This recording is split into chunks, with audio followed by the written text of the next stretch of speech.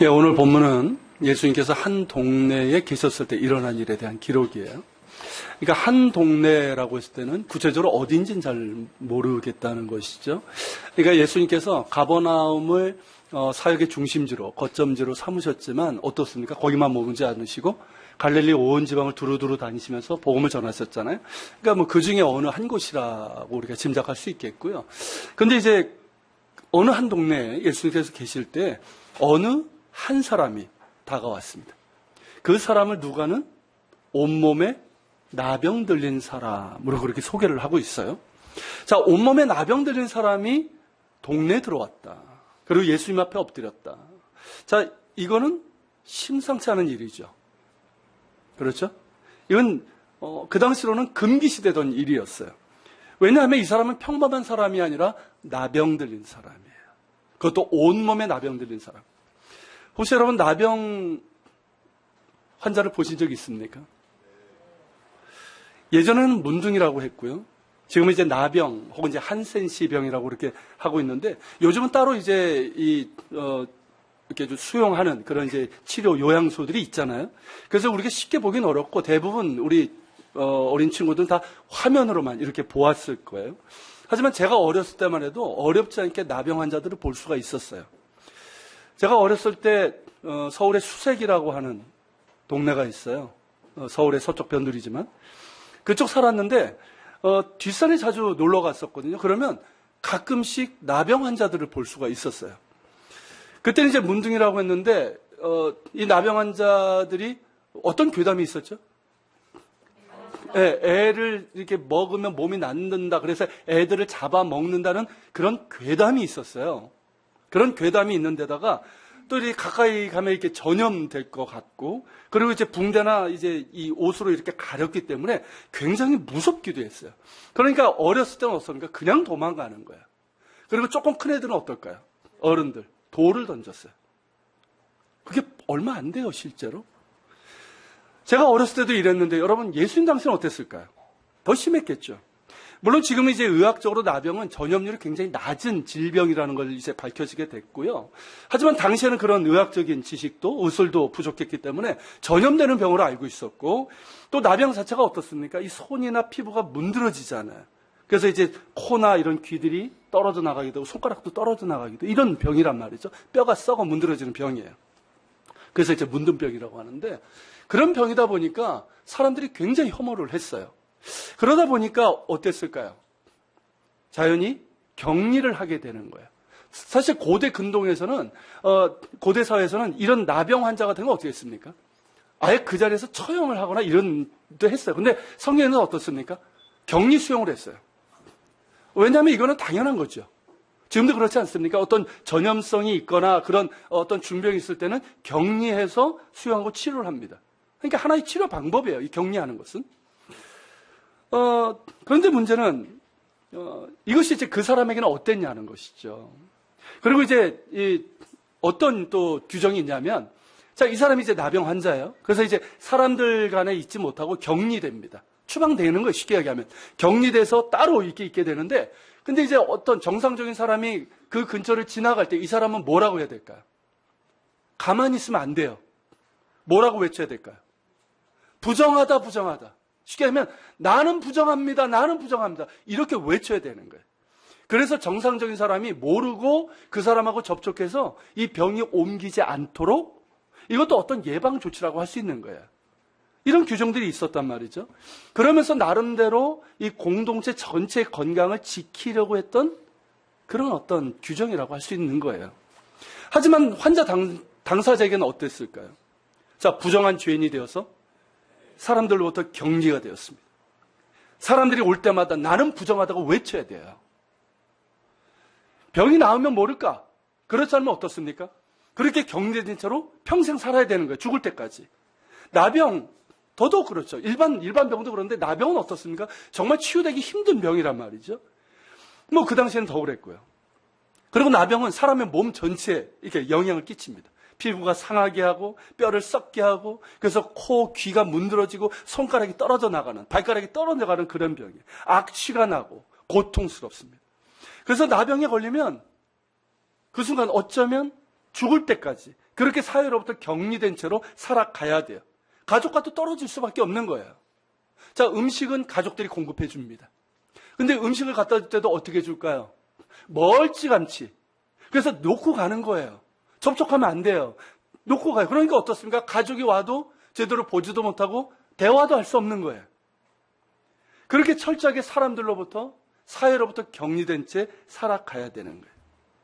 자, 가족이 그리워서, 사람들이 그리워서, 혹은 먹을 것을 얻기 위해서, 자, 마을로 가까이에 왔다가는 어떻게 될까요? 난리가 납니다.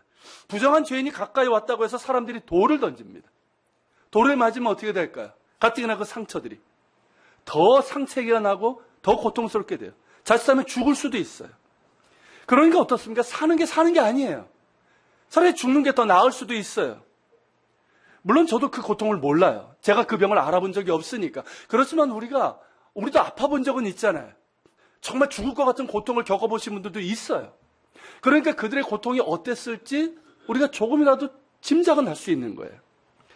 나병 환자들이 살고 있는 그 수용소에서 그들을 돌보는 의사분이 기록한 내용인데요. 거기 보면 이래요. 나병 환자들은 그 육체뿐만 아니라 마음에도 정신적으로도 심각한 병에 걸려 있다는 거예요. 그럴 수밖에 없죠. 수치심이 있어요. 공포감이 있어요. 사람들에 대한 공포도 있고 죽음에 대한 공포예요. 그리고 버림받음에 대한 상처가 너무 커요. 원망과 좌절이 있어요. 그리고 일종의 죄의식을 갖고 있어요. 우리나라도 뭐라고 합니까? 그런 병에 걸리면 천벌을 받았다 이런 얘기 하잖아요. 그러니까 마치 내가 무슨 죄를 지은 것 같아요. 그런 죄의식이 있어요. 몸은 코가 떨어져 나가고 귀가 문드러지고 손가락이 썩어 떨어져 나가는 그런 고통 가운데 있지만 그 마음이 훨씬 더 큰 고통 가운데 있다는 것이죠. 그러니까 나병 환자들 가운데 자살하는 사람들이 의외로 많다는 거예요. 여러분, 이런 사람이 바로 나병 환자입니다. 이 사람이 한 동네로, 마을로 들어왔다는 거예요. 여러분, 이것은 예사일이 아니에요. 금기일 뿐만 아니라 당신은 사회 규율을 어긴 범죄 행위예요. 사람들의 눈에 띄면 어떻게 될까요? 돌에 맞아 죽을 수 있어요. 그렇기 때문에 이것은 목숨을 건 행동이라는 거예요. 굉장히 용기가 필요한 그런 행동이었다는 거죠. 그렇다면 이 사람은 왜 그렇게 했을까요? 왜 돌에 맞아 죽을 수도 있었는데 이런 위험을 무릅쓰고 이렇게 예수님 앞에 왔을까요? 동네에 들어와서. 네? 예수님 때문이에요. 예수님 때문. 예수님이 그곳에 계셨기 때문이에요. 나병 환자는 멀리서 예수님에 대한 소문을 들었던 것 같아요. 예수라는 분이, 나사렛 예수라는 분이 많은 병자들 고쳐주시고 그 병자들 하나하나를 거절하지 않으시고 받아주신다는 거예요. 그 얘기를, 소문을 들었을 거예요. 숨어서 들었겠죠. 그러면서 그는 생각했을 거예요. 이분이라면 나를 고쳐주실지도 몰라. 이분이라면 나를 결코 외면하지 않으실 거예요. 나를 거절하지 않으실 거예요. 이분밖에는 나에게 희망이 없어. 이렇게 생각하지 않았을까요? 그러면서 그는 죽으면 죽으리라는 각오로 마을에 들어와서 예수님 앞에 엎드린 거예요. 주여, 원하시면 나를 깨끗하게 하실 수 있나이다. 여러분, 이 말에서 여러분들은 무엇이 느껴지십니까? 예수님을 주님으로 부르고 있고요. 다짜고짜 막 살려달라고 막 이게 아니라 굉장히 정중한 예의를 갖춘 표현이에요. 그렇지만 저는 이 말에서 절망감과 간절함을 보고 있어요. 여러분, 절망감이라고 할 때는 뭘까요? 자신에 대한 절망감이에요. 세상에 대한 절망감이에요. 나에게는 희망이 없다는 거죠. 그리고 이 세상 어디에도 그 누구에도 희망이 없다는 거예요. 나는 나병을 앓은 지 이제 10수년이 지났어요. 낳기는커녕 더 악화되고 있습니다. 살이 문드러지고 고름이 나고 손가락도 이제 10손가락이 아니라 8개, 7개 그렇게 떨어져 나가고 있어요. 그렇게 죽어가고 있어요. 나에게는 어떤 소망이 없어요. 세상도 나를 버렸어요. 가족조차도 이제 나를 포기하고 말았어요. 나는 사람들 가운데 짐승일 뿐이에요. 아니, 짐승이 아니라 괴물이고 부정하고 부정한 죄인일 뿐이에요. 이런 내가 감히 주님 앞에 나왔지만 차마 살려달라고 하지는 못하겠어. 내가 아무리 원한들 주님께서 허락하지 않으신다면 나는 여전히 죽은 목숨일 뿐이에요. 주님께서 나를 박대하시면 내가 어디로 가겠나이까. 그러니 주님, 부디 주님, 나를 불쌍히 여기사 허락하여 주옵소서. 주님께서 원하시면 나를 깨끗하게 하실 수 있습니다. 저는 나병 환자의 말에서 이런 절망감과 간절함을 보게 되는 거예요. 여러분, 절망감은 나병 환자라면 누구나 있을 거예요. 그렇지 않겠습니까? 그렇지만 간절함은 누구에게나 있는 건 아닌 것 같아요. 나병 환자라고 해서 누구에게나 이런 간절함이 있는 건 아니라는 말입니다. 앞서 본 것처럼 나병 환자는 사람들이 사는 동네까지 들어왔는데 이것은 목숨을 거는 행동이에요. 이런 행동을 나병 환자라고 다 하겠냐는 것이에요. 죽음을 뛰어넘는 간절함이 있어야 되는 것이고요. 어떤 믿음이 있어야 되는 거예요. 저는 간절함과 믿음은 같다라고 봅니다. 여러분, 간절한 자가 하나님을 찾습니다. 간절한 자가 하나님을 찾는 거예요. 하나님의 살아계심과 그분의 사랑을 믿는 자, 그 긍휼의 은혜를 믿는 자는 간절함으로 하나님을 찾습니다. 그래서 간절함과 믿음은 같은 거예요. 절망감도 마찬가지죠. 나에게 희망이 없어요. 세상에도 희망이 없어요. 오직 하나님께만 희망이 있어요. 하나님이 나를 긍휼히 여겨주실 때만 나는 살 수 있어요. 하나님께만 구원이 있고 살 길이 있어요. 그러기에 절망감은 간절함이 되고 믿음이 되는 거예요. 여러분들에게 이런 간절함이 있으십니까? 아니, 여러분 자신에게 절망해 본 적이 있으세요? 우리 어린 친구들이 이게 무슨 말인지 잘 모르겠지만 있는 애들도 가끔 있어요. 여러분, 정말 나 자신에 대해서 절망하면서 하나님 아니면 내가 살 수 없다고, 하나님의 은혜 없이는 살 수 없다고 그렇게 부르짖어 보신 적이 있습니까?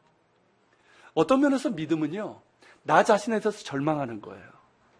맞지 않습니까? 나에겐 선한 게 없어요.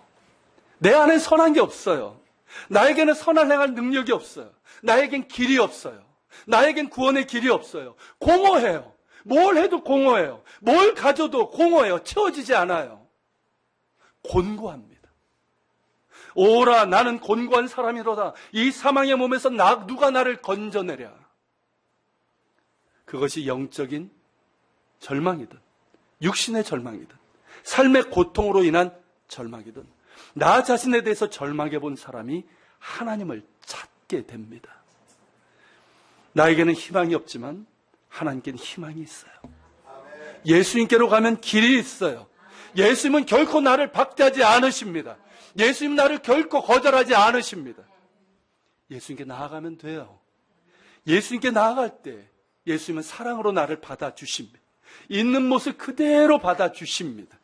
그 능력으로 나를 일으켜 세워주시고 구원해 주십니다. 예수님만이 길이요 진리요 생명이십니다.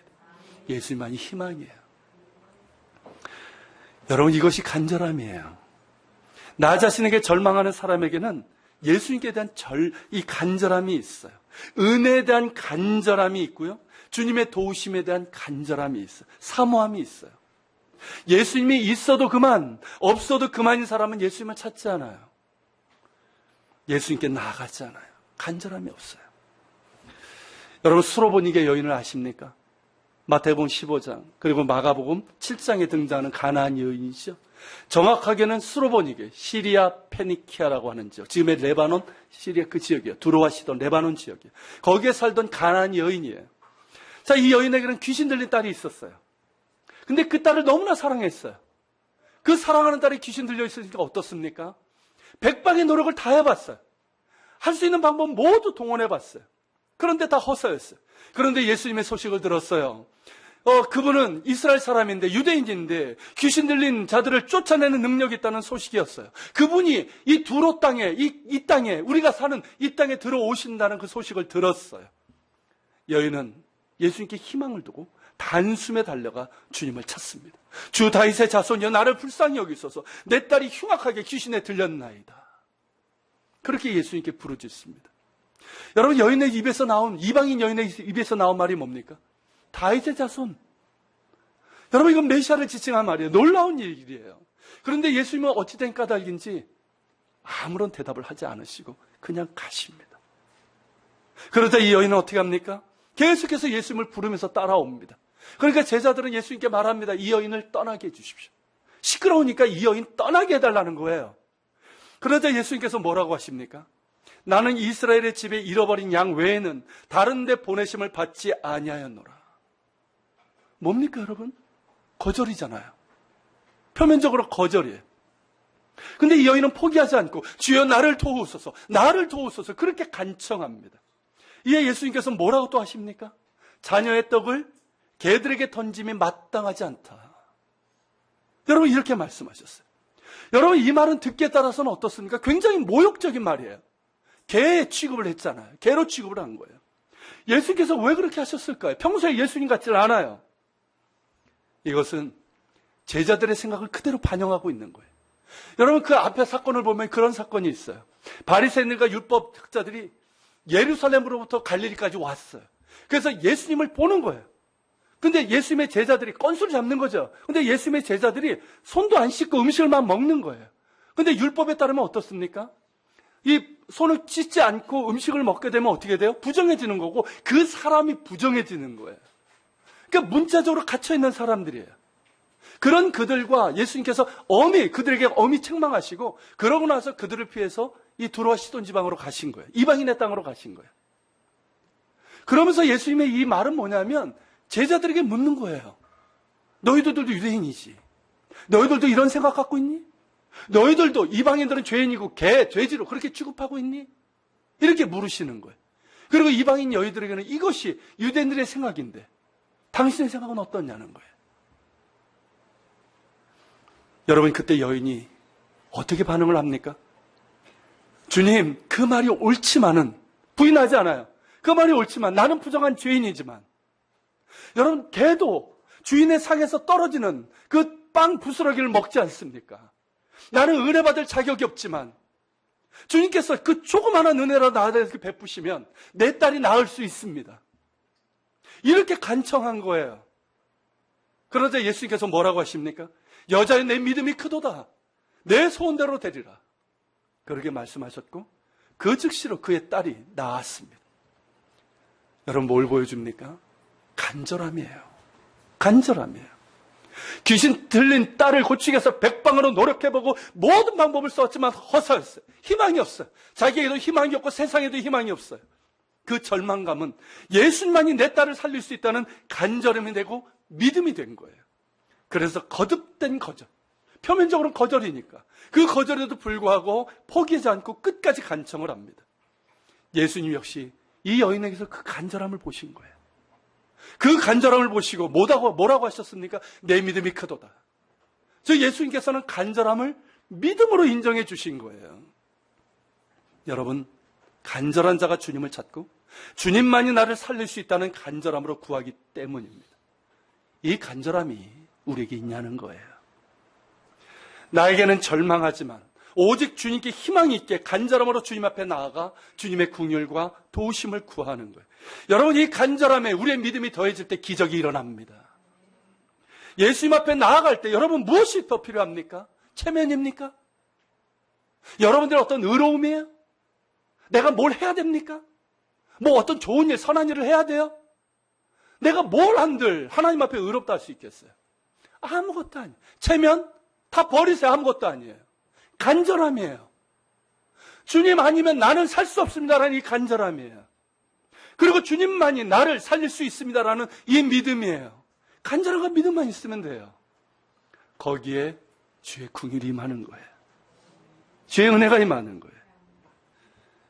여러분 어떤 경우에도 간절함으로 그리고 믿음으로 주님 앞에 나아가십시오. 설령 인생의 벼랑 끝에 있을지라도 간절한 마음으로 주님을 찾는 자, 주의 이름을 부르는 자는 구원을 받습니다. 예수님께만 희망이 있습니다. 간절함으로 믿음으로 주님 앞에 나아가시길 바랍니다. 오늘 본문의 나병 환자에게는 그런 간절함이 있었고 그것이 그의 믿음이 된 거예요. 나는 부정한 죄인이고 나에게는 이 세상에는 어떤 희망도 없지만 주님께서 허락하시면 주님께서 나를 긍휼히 여기시면 나는 깨끗해질 수 있나이다. 나를 불쌍히 여기소서.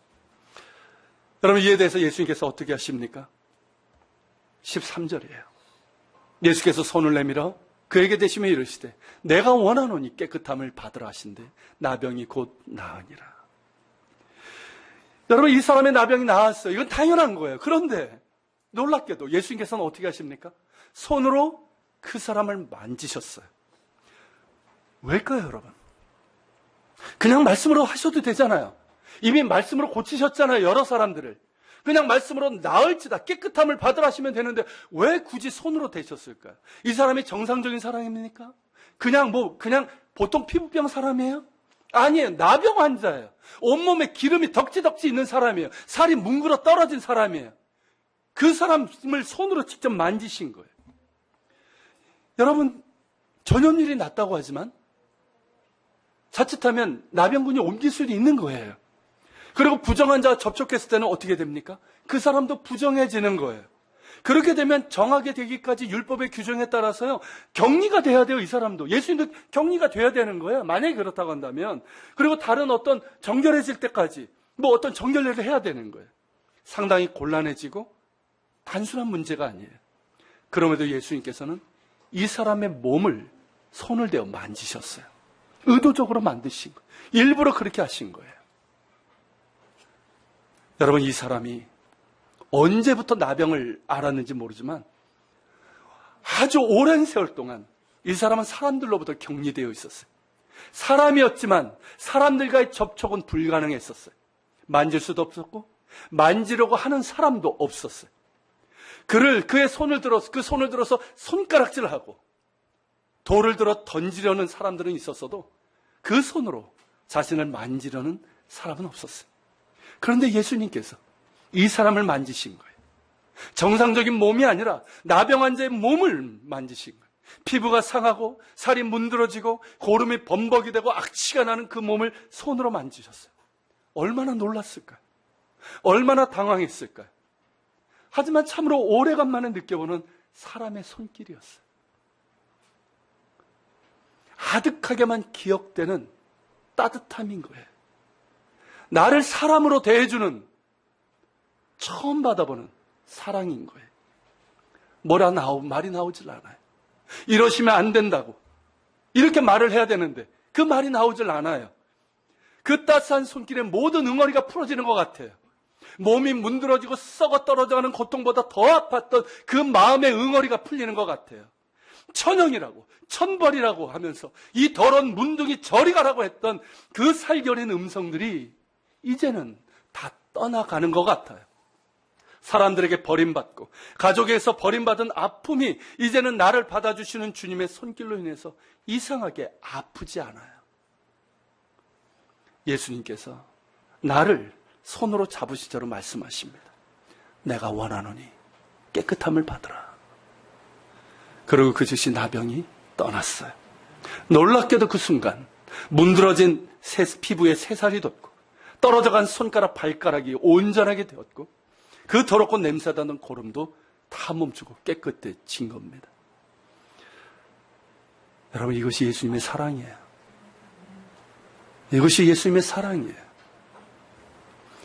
여러분, 100마디 말보다 따뜻한 포옹이 훨씬 더 큰 위로와 힘을 주는 건 아시죠? 사랑의 원자탄으로 알려진 손양원 목사님 아실 거예요. 이분이 나병 환자들을 돌봤던 분 아닙니까? 나병 환자들 돌봤을 때 어떻습니까? 나병 환자들의 증언이에요. 직접 만지셨어요. 그 당시에 무슨 위생이 좋았습니까? 어땠습니까? 직접 손으로 만지고 안마해주고 심지어 입으로, 도구가 없으니까 입으로 그 피고름을 뽑아내신 분이에요. 처음 받아보는 따뜻한 손길이었고 사랑이었어요. 그래서 많은 나병 환자들이 예수님께 돌아오게 되었고 조금 나아진 사람들은 서로를 사랑으로 돌보는 그런 공동체를 이루고 있어요. 그게 여수에 있는 애양원이에요.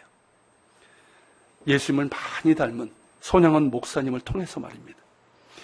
여러분, 예수님께서 그렇게 나병 환자를 깨끗이 고쳐주셨어요. 그의 몸뿐만 아니라 그의 마음의 병, 그 영혼의 병까지 말입니다. 말없이 그를 만져주시고 안아주신 그 손길이 그의 깊은 마음의 병을 고쳐주셨고 그의 영혼까지 고쳐주셨어요. 내가 원하노니 깨끗함을 받으라. 그의 몸과 마음과 영혼까지 깨끗하게 고쳐주셨습니다. 이것이 주님의 사랑이에요.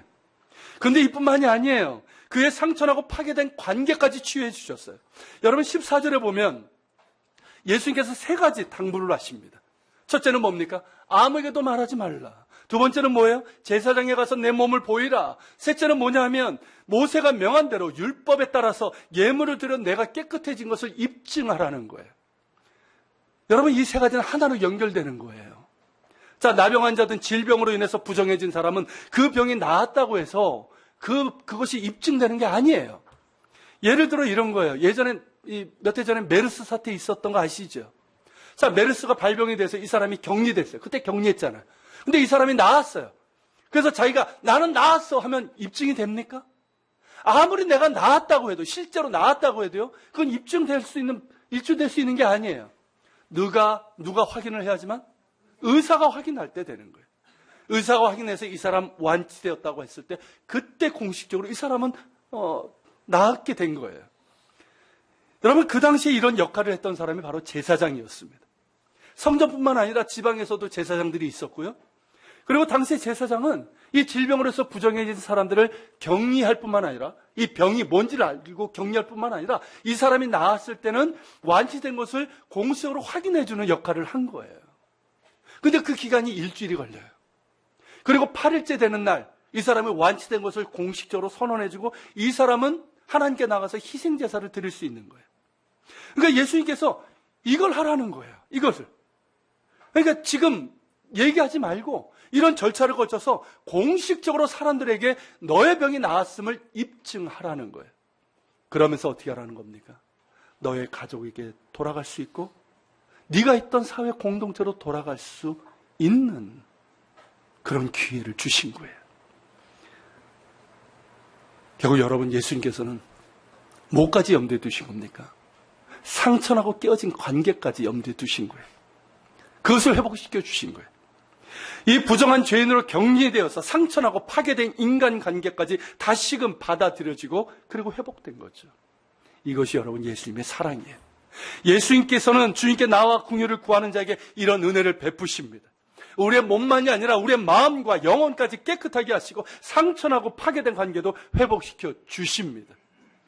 주님의 그 따스한 손길로 우리의 상처나고 병들고 더러운 마음을 어루만지시고 깨끗하게 해주시고 우리 안에 있는 이 미움들, 상처, 쓴뿌리도 치유해 주셔요. 그래서 용서하게 하시고 사랑하게 하십니다. 그래서 상처나고 깨어진 관계를 회복시켜 주시는 거예요. 여러분, 이 사랑을 경험하셨습니까? 이 사랑을 아십니까? 나를 어루만져 주시고 치유하시고 깨끗하게 하시고 상처나고 어긋나고 깨어진 관계까지도 회복시켜 주시는 이 사랑을 말입니다. 주님의 사랑에는 이런 능력이 있어요. 문제는 나에게 간절함이 있냐는 것이죠. 여러분, 우리 모두는 다 병자 아닙니까? 그렇지 않아요? 단순히 우리의 몸에 병이 있어서만 병자입니까? 우리의 마음이 병들었어요. 그리고 오늘날 보면 그 영혼에 심각한 병이 든 사람이 너무 많아요. 10대들도 마찬가지예요. 얼마나 심각한 그 영혼의 병이 있는지 몰라요. 근데 그것을 깨닫지 못해요. 내가 병들지 깨닫지 못해요. 간절함이 없어요. 그러니까 주님을 찾지 않는 거예요. 여러분, 이 간절함이 우리 가운데 있기를 바랍니다. 아니, 우리의 병든 그 존재를, 그 실체를 주께서 깨닫게 하시기를 소망합니다. 우리 모두에게는 주님이 필요해요. 주님의 사랑이 있어야 돼요. 그래야지만 우리가 깨끗함을 받을 수 있어요. 우리가 온전해질 수 있어요. 그래야지만 내 안에 있는 이 상처와 모든 더러움들도 깨끗해지고 우리의 깨어지고 상처난 인간관계도 회복될 수 있습니다. 여러분, 특별히 인간관계는 내 힘으로 되는 게 아니잖아요. 내 의지로 용서가 됩니까? 사랑이 됩니까? 안 돼요. 여러분, 주님의 사랑으로 채워질 때, 주님의 사랑으로 치유될 때 나의 상처도 치유되고 용서할 수 있고 깨어진 관계도 회복됩니다. 그렇기 때문에 여러분, 우리의 문제는 뭐냐면 사랑의 문제예요. 내가 주님의 사랑 가운데 있지 못하기 때문에 그래요. 여러분, 주님께 여러분들의 마음을 여시길 바랍니다. 빛 가운데로 나아가세요. 수련회 때 말씀드린 것처럼 어둠에 숨지 마시고 우리가 주님 앞에 나올 때마다 여러분들이 주의 말씀을 듣고 정말 예배드리고 그럴 때마다 여러분, 주님께서 뭘 비추십니까? 빛을 비추시는 거예요. 무언가를 여러분들에게 비추시고 있는데 여러분들의 안에 있는 더러움과 상처를 비추시는데 자꾸만 우리는 어떻습니까? 어둠으로 숨어요. 그것을 숨기려고 그래요. 그렇게 해결이 안 되는 거예요. 빛으로 나아가십시오. 빛이신 주님 앞에 나아가세요. 나병 환자가 그런 것처럼 그 죄인들이 그랬던 것처럼 그렇게 주님 앞에 나아가서 빛이시 주님 앞에 우리의 모든 것을 드러낼 때 주께서 우리를 깨끗하게 하실 것입니다. 할렐루야.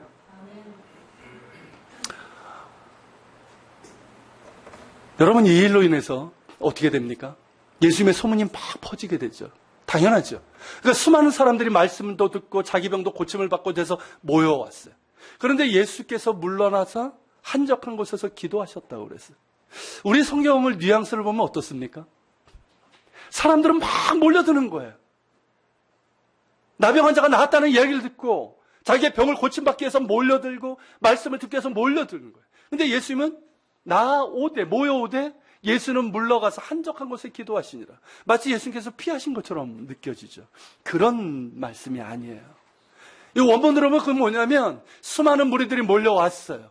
그때 예수님께서는 그들에게 말씀도 전하시고 그들의 병도 고쳐주셨어요. 그렇지만 수시로 한적한 곳에서 기도하셨다는 거예요. 무엇을 말씀합니까, 여러분? 가장 중요한 것을 잊지 않으셨다는 거예요. 그것이 뭐겠습니까, 여러분? 하나님과의 교제예요. 성부 하나님과의 교제예요.